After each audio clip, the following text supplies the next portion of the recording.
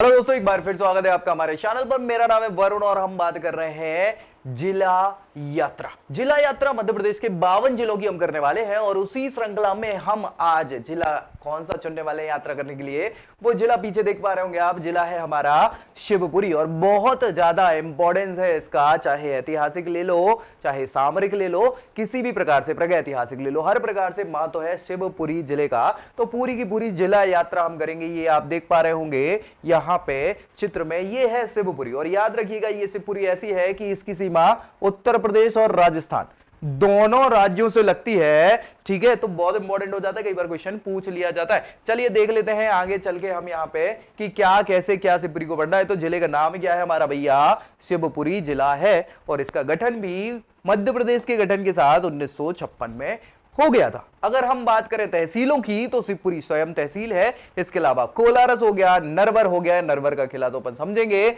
बदरवास हो गया, बैराड हो गया, करेरा हो गया, करेरा भी इंपॉर्टेंट है, खनियाधाना, पिछौर, ये सभी क्या है शिवपुरी की तहसीलें हैं। पड़ोसी जिलों की अगर बात करें तो मुरैना, मुरैना आप देखेंगे तो भैया ये मुरैना ये है, ठीक है, ये है मुरैना।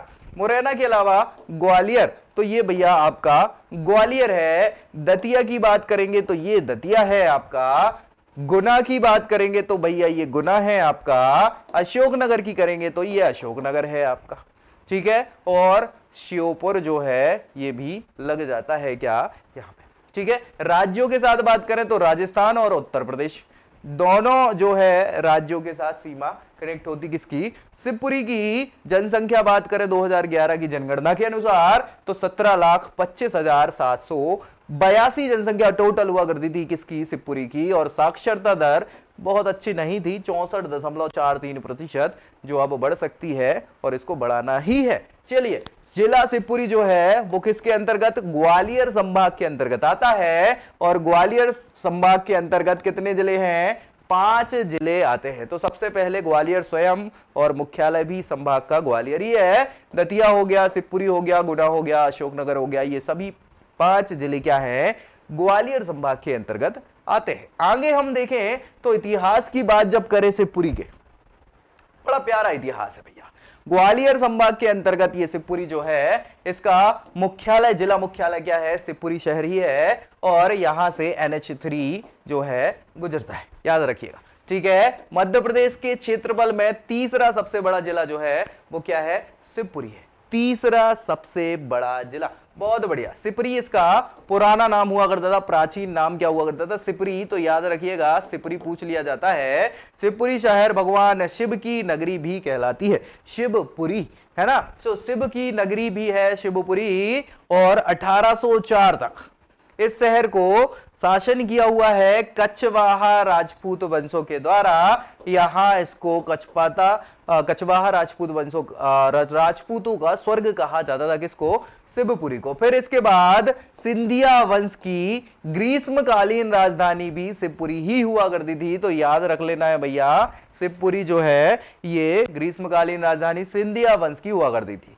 मिनी शिमला भी शिवपुरी को कहा जाता है, ये याद रखना है। मिनी शिमला, जैसे मिनी बॉम्बे इंदौर को कहा जाता है, वैसे मिनी शिमला किसको, शिवपुरी को कहा जाता है। सबसे ज्यादा सर्दी यहीं पड़ जाती है। मध्य प्रदेश की प्रथम पर्यटन नगरी भी जो है वो कौन हुआ करती थी, शिवपुरी हुआ करती थी। ये क्वेश्चन कई बार पूछा गया है, इसलिए इसको याद रखना है, पहली पर्यटन नगरी शिवपुरी, ठीक है। माधव राष्ट्रीय उद्यान, ये कई बार पूछा गया है, इसलिए इसको याद रखना है। कहां पड़ता है, शिवपुरी में पड़ता है। माधव राष्ट्रीय उद्यान सिंधिया वंश के राजाओं की शिकार करने की जगह हुआ करती थी, इसको बाद में राष्ट्रीय उद्यान में तब्दील कर दिया गया। यहां पे एक पहाड़ी है माधव राष्ट्रीय उद्यान में, जिसे जॉर्ज कैसल, कैसल मतलब होता है भवन, जॉर्ज ने बनवाया, तो जॉर्ज कौशल कैसल भवन भी यहीं पर स्थित है। ये क्वेश्चन भी पूछा जाता है, जॉर्ज कैसल कहां स्थित है, तो माधव राष्ट्रीय उद्यान में स्थित है, जो शिवपुरी में पड़ता है। और प्राकृतिक कुंड है भदैया कुंड, इसको कहा जाता है क्या, भदैया कुंड इसको कहा जाता है। 1857 की क्रांति के नायक रहे हैं तात्या टोपे साहब।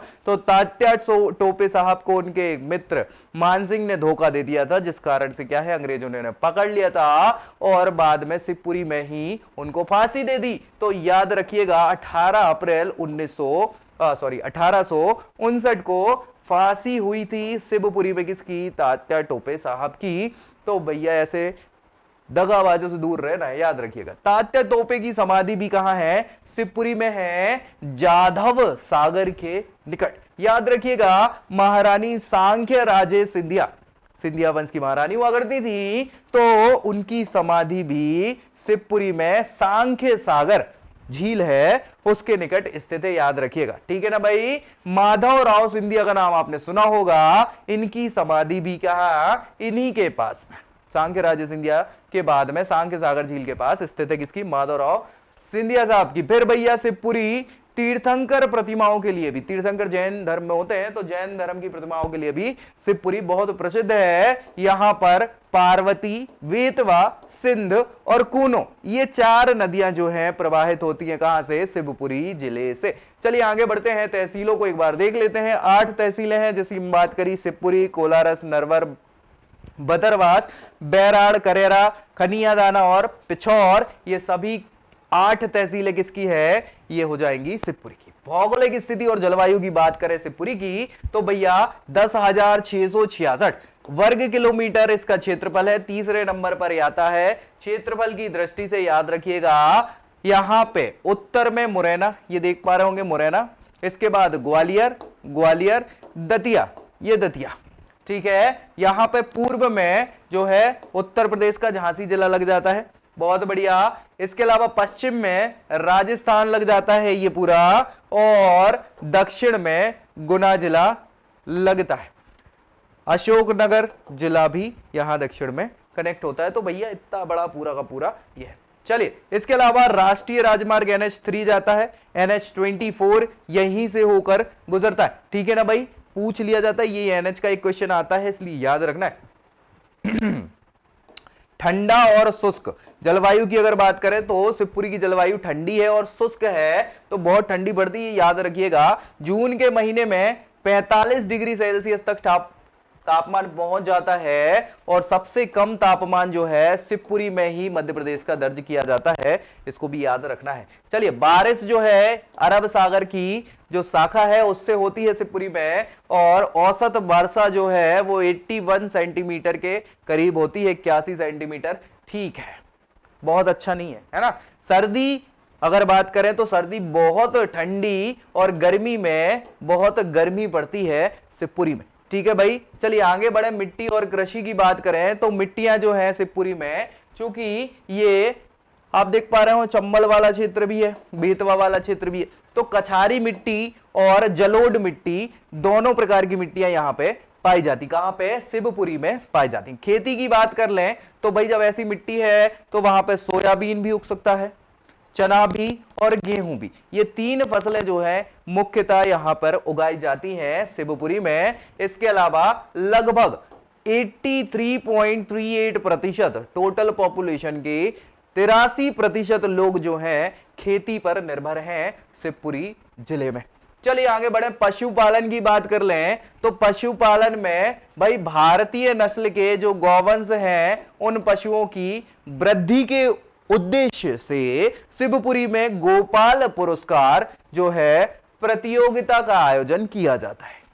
इसके साथ साथ ये चाहे जिला हो, विकास खंड, हर स्तर पर गोपाल पुरस्कार प्रतियोगिता गौवंश के संरक्षण के लिए, उनमें वृद्धि के लिए ये प्रतियोगिता रखी जाती है। तो भैया ये मान के चलो पशुपालन के क्षेत्र में तो बहुत ही अच्छा है शिवपुरी। इस पुरस्कार के अंतर्गत जो सबसे अधिक दूध का उत्पादन करता है, सबसे ज्यादा दूध का उत्पादन, उसको भैया 5,000 से 25,000 रुपए तक की राशि जो है प्रोत्साहन के रूप में प्रदान की जाती है। इसके अंतर्गत गोपाल पुरस्कार प्रतियोगिता। तो ये पूछा जा सकता है, गोपाल प्रतियोगिता जो गोपाल पुरस्कार प्रतियोगिता है उसके अंतर्गत कितनी राशि दी जाती है? 5 से 25,000। क्यों दी जाती है? गौ संवर्धन के अंतर्गत दूध सबसे ज्यादा उत्पादन में ये राशि प्रोत्साहन स्वरूप दी जाती है। नदियों की बात कर लें तो हमने करी है कि 4 प्रमुख नदियां हैं, सिंध नदी हो गई, कूनो नदी हो गई, बेतवा नदी हो गई। ठीक है, कोई दिक्कत परेशानी? तो भाई पार्वती हो गई, सिंध हो गई, कूनो हो गई, बेतवा हो गई। पार्वती यहां लिखी नहीं थी। 4 प्रमुख नदियां जो है शिवपुरी जिले से निकलती हैं, पार्वती और सिंध। पार्वती क्या है? सिंध की सहायक नदी है, और कूनो नदी ये भी, ये सभी तीनों मिलके क्या करती हैं, चंबल में मिल जाती हैं। तो ये टोटल बड़ी चंबल की सहायक नदियां हो जाएंगी, पार्वती, कूनो और सिंध। चलिए बेतवा नदी की बात करें तो शिवपुरी और उत्तर प्रदेश, मध्य प्रदेश और उत्तर प्रदेश की सीमा बनाती है बेतवा नदी, जो यहां से निकल जाती है। रानी लक्ष्मीबाई परियोजना, ये बहुत इंपॉर्टेंट है, याद रखिएगा, या इसको भांडेर परियोजना भी कहा जाता है। माता टीला बांध यहां पर बना हुआ है, किस पर, बेतवा नदी पर। कहां भैया, बेतवा नदी पर। ये कई बार क्वेश्चन पूछा जाता है, माता टीला बांध कहां स्थित है, तो बेतवा नदी पर स्थित है। भांडेर परियोजना या लक्ष्मीबाई परियोजना के नाम से भी ये जाना जाता है। यह परियोजना उत्तर प्रदेश और मध्य प्रदेश दोनों की संयुक्त परियोजना है। कौन सी, माता टीला कह लो, भांडेर कह लो, रानी लक्ष्मीबाई परियोजना कह लो, है ना, राजघाट बांध परियोजना कह लो, ये सभी किसकी है, मध्य प्रदेश उत्तर प्रदेश की संयुक्त परियोजना है। इसमें मध्य प्रदेश के शिवपुरी, दतिया, ये जिले जो है, उत्तर प्रदेश का ललितपुर, झांसी, ये जिले जो है ये लाभान्वित होते हैं। चलिए आगे बात कर ले सिंचाई और परियोजनाओं की। तो बहुत अच्छी बात है, छोटी और बड़ी बहुत सारी सिंचाई परियोजनाएं शिवपुरी और दतिया जिले में 343 गांवों को सिंचाई की व्यवस्था कराती है। यहां पर बेतवा और उसकी सहायक नदी, इस पर बनी है माता टीला बांध या भांडेर परियोजना जिसमें हम बात कर रहे हैं, और इससे लगभग 10,400 हेक्टेयर भूमि की सिंचाई हो जाती है। तो बहुत अच्छी परियोजना है भैया, बहुत सारे लोग लाभान्वित हो रहे हैं सिंचाई परियोजना से, और इसीलिए ये क्वेश्चन कई बार एग्जाम्स में पूछा जाता है, तो याद आपको रखना है। आगे बढ़ेंगे वन और वन्य जीवों के लिए। तो वन और वन्य जीवों में आरक्षित वन शिवपुरी में जो है 3,433 वर्ग किलोमीटर का क्षेत्र जो है वो आरक्षित वनों की श्रेणी में आता है, क्योंकि माधव राष्ट्रीय उद्यान है ना, उसी क्षेत्र में आ जाता है। मुख्य रूप से उष्ण कटिबंधीय शुष्क पर्णपाती, क्योंकि उत्तर में है तो थोड़ा गर्म वाला इलाका है, उष्ण कटिबंधीय शुष्क पर्णपाती वन यहां पे पाए जाते हैं, और कटीले वन भी यहां जंगलों में मिल जाते हैं। चलिए इसमें बात करें तो जंगलों के अंदर खैर, करधाई, धौ, सलाज, तेंदू, पाल, जामुन, करील, महुआ और कोहा, इसके अलावा चाहे साजा हो, सेमल हो, अमलतास हो, इन सारे वृक्षों की बहुलता पाई जाती है। कहां पे, इन वनों में। और यहां के पेड़ों की सामान्य ऊंचाई जो है 15 से 20 मीटर, और अगर परिधि की बात करें डायमीटर की तो 40 से 50 सेंटीमीटर हुआ करती है। यहां पर बहुत ही घने जंगल पाए जाते हैं, इसलिए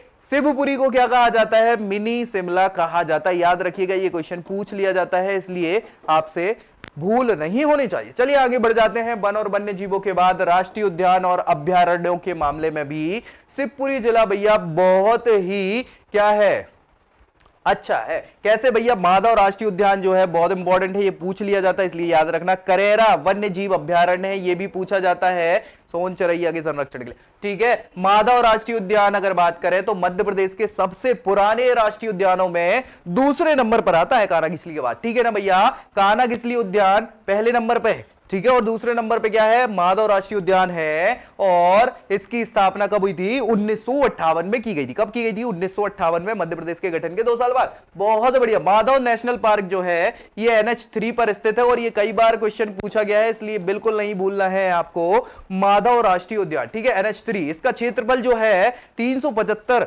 वर्ग किलोमीटर है, 375.230 है ना, लेकिन 375 ओवरऑल वर्ग किलोमीटर इसका क्षेत्रफल किसका, माधव राष्ट्रीय उद्यान का। करेरा वन्य जीव अभ्यारण्य की अगर हम बात करें तो भैया मध्य प्रदेश के शिवपुरी में स्थित है ये, और इसकी स्थापना 1981 में करी गई थी। क्या है भैया, ये वन्य जीव अभ्यारण्य, यानी यहां पे जीवों की सुरक्षा करी जाती है। तो भैया इसका कुल क्षेत्रफल 202 वर्ग किलोमीटर, 202.210 वर्ग किलोमीटर है, और कांटेदार खुले वनों में विशाल आकार के ग्रेट इंडियन बस्टर्ड पाए जाते हैं। क्या पाए जाते हैं, ग्रेट इंडियन बस्टर्ड पाए जाते हैं, और इनका संरक्षण किया जाता है, ठीक है। ब्लैक बक भी यहां पर देखे जाते हैं, ठीक है, ब्लैक बक भी देखे जाते हैं। मुख्य रूप से सोन चिड़िया का, होरी चिड़ैया, नन्ही सी चिड़िया, अंगना में फिर आ जाओ, ये वही सोन चिड़ैया है जो भैया विलुप्ति की कगार पे, इसीलिए सोन चिड़ैया का संरक्षण कहां होता है, करेरा राष्ट्रीय पार्क में, सॉरी राष्ट्रीय नहीं, वन्य जीव अभ्यारण्य में होता है। और ये क्वेश्चन कई बार पूछा जाता है, इसलिए आपको याद रखना है, सोन चिड़ैया का संरक्षण कहां होता है, करेरा वन्य जीव अभ्यारण्य में। बहुत बढ़िया। खनिज संपदा और उद्योगों की बात कर ले तो भैया यहाँ पे सीसा और डायस्पोर, सीसा और डायस्पोर ये खनिज पाए जाते हैं। और इसके अलावा उद्योगों की बात कर ले तो जावद जगह का नाम है जहां पर 1986 में, कब भैया 1986 में सीमेंट उद्योग की स्थापना करी गई थी। साथ ही साथ कोलारस हो गया, पोहरी हो गया, यहां पे सेरिकल्चर के 2 औद्योगिक केंद्र हैं। और जिले में खैर से कत्था बनाने का कारखाना है। भाई सीधा क्वेश्चन पूछ लिया जाता है, खैर से कत्था बनाने का कारखाना कहां स्थित है। ठीक है, तो भाई इसके बाद जनजातियों की हम बात कर लेते हैं शिवपुरी जिले में। तो जनजातियों की बात करें तो भाई ऑब्वियस सी बात है, ये वही पुराना इलाका है जिसकी अभी तक हम बात कर रहे हैं। सारे जिलों की मैंने बात कर ली है।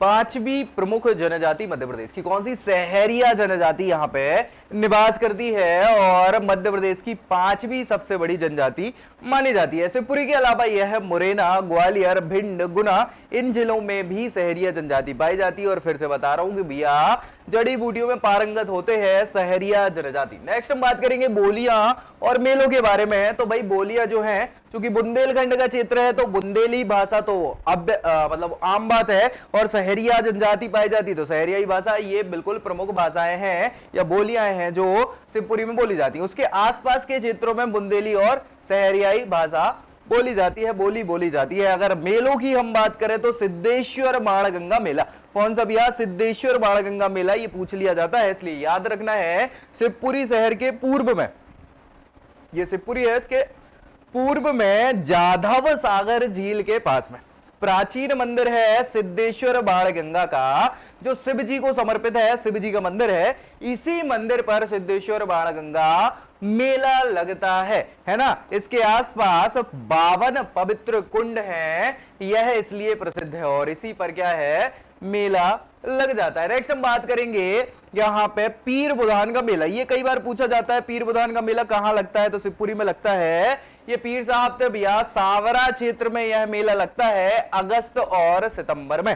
ठीक है भैया, 250 वर्षों से ज्यादा समय हो रहा है इस मेले को। यहां पे एक संत हुआ करते थे पीर साहब, जिनको बोलते हैं बुधान, है ना, इनकी स्मृति में यह मेला लगता है। और यहीं पर इन पीर साहब का मकबरा भी स्थापित किया गया है। नेक्स्ट हम बात करेंगे संग्रहालयों की, मुख्य संस्थानों की। तो जिले में जो संग्रहालय हैं, शहीदों की स्मृति चिन्ह और 12वीं 13वीं सदी के मंदिरों की प्राचीन प्रतिमाएं जो हैं, जिले संग्रहालय के अंतर्गत यहां पे आपको देखने को मिल जाएंगी। आगे हम बात करेंगे संस्थानों के अलावा पर्यटन स्थलों की। तो भैया ये तो याद रखना है, माधव राष्ट्रीय उद्यान, सीधा सीधा क्वेश्चन पूछ लिया जाता है।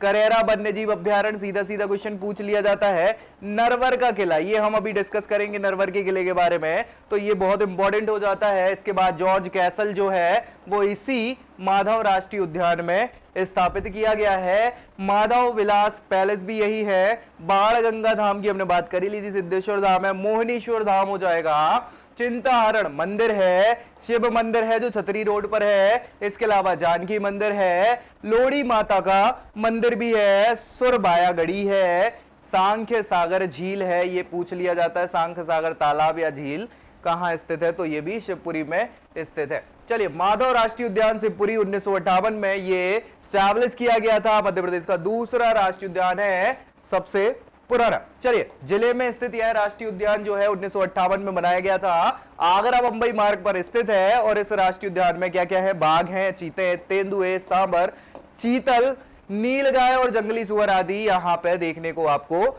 मिल जाएंगे। कहां पे? माधव राष्ट्रीय उद्यान में। और ग्वालियर के महाराजा जो है माधव राव सिंधिया वंश के शासक हुआ करते थे, उनके नाम पर शिकारगाह भी ये पहले हुआ करता था उनका। ठीक है ना, याद रखिएगा। आगे बात करें नरवर का किला, ये देख पा रहे हो ना भैया, बहुत इंपॉर्टेंट है ये नरवर का किला, बहुत महत्वपूर्ण है। आपने चित्र में तो देख ही लिया है। नरवर का किला भी शिवपुरी जिले में पड़ता है और ये क्वेश्चन पूछा जाता है। ठीक है, सिंध नदी के पूर्व में एक पहाड़ी है और उसी पहाड़ी पर स्थित है क्या? यह है 500 फीट की ऊंचाई पर नरवर का जिला, 8 वर्ग किलोमीटर में यह फैला हुआ है। और यहां पर राजा नल और दमयंती की प्रेम कहानी की ये मिसाल है नरवर का किला। ये पूछ लिया जाता है कि राजा नल और दमयंती की प्रेम कहानियों का किस किले में विवरण मिलता है? तो भैया ये नरवर का किला है। यहां पे प्राचीन काल में ये राजा नल की राजधानी हुआ करता था नरवर। ठीक है, और यहीं पर लोड़ी माता का मंदिर भी बना हुआ है। आगे बात करेंगे रानी घाट की, तो ये देखिए आप रानी घाट कितना बढ़िया दिख रहा है। रानी घाट ग्वालियर मार्ग पर स्थित है और ये ऐतिहासिक स्थल माना जाता है। साथ ही साथ बात करें तो राजा नल का जन्म इसी रानी घाट वाले महल में हो जाता है। कई ऐतिहासिक इमारतें यहाँ पे बनी हुई हैं, मंदिर भी हैं, खंडर अवस्था में मिलते हैं हालांकि क्योंकि प्राचीन काल के हैं, और जानकी मंदिर भी यहीं पर आपका स्थित है। आगे बात करेंगे अन्य तथ्यों में, तो प्रादेशिक वन स्कूल है शिवपुरी में। क्या भैया? प्रादेशिक वन स्कूल शिवपुरी में स्थित है।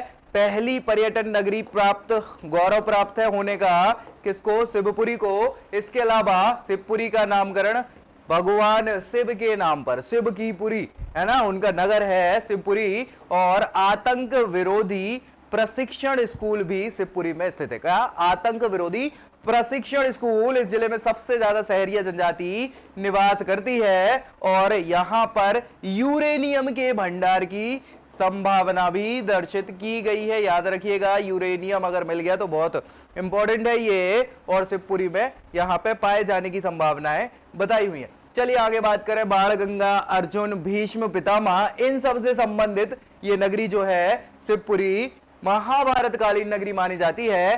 फ्लैग स्टोन यहां पर अयस्क के रूप में निकलता है। आगे बात करेंगे तो राजस्थान उत्तर प्रदेश दोनों राज्यों से इसकी सीमा लगती है, पूर्व और पश्चिम में। इसके अलावा तात्या टोपे का समाधि स्थल भी कहां है भैया? शिवपुरी में है। ये तो भूलना ही नहीं है, ये क्वेश्चन सीधा बन जाता है। इसी के साथ भी अब पूरा हो जाएगा हमारा क्या? शिवपुरी। तो शिवपुरी की हमने पूरी की पूरी बात कर ली इस जिला यात्रा के दौरान। अब हम ऐसी ही यात्रा के लिए नेक्स्ट जिले की यात्रा करेंगे अगली वीडियो में। भैया ये वीडियो अगर अच्छी लगी हो तो लाइक कर लीजिए, दोस्तों को शेयर जरूर कर दीजिए ताकि उनका भला हो जाए, और चैनल को सब्सक्राइब इसलिए करना है क्योंकि मध्य प्रदेश से जुड़ी हर छोटी बड़ी जानकारी आपको यही इसी चैनल पर आपकी परीक्षा, प्रतियोगी परीक्षाओं की दृष्टिगत यहां मिलने वाली है। तो भाई नेक्स्ट वीडियो में मिलेंगे नए जिले की यात्रा के साथ, तब तक के लिए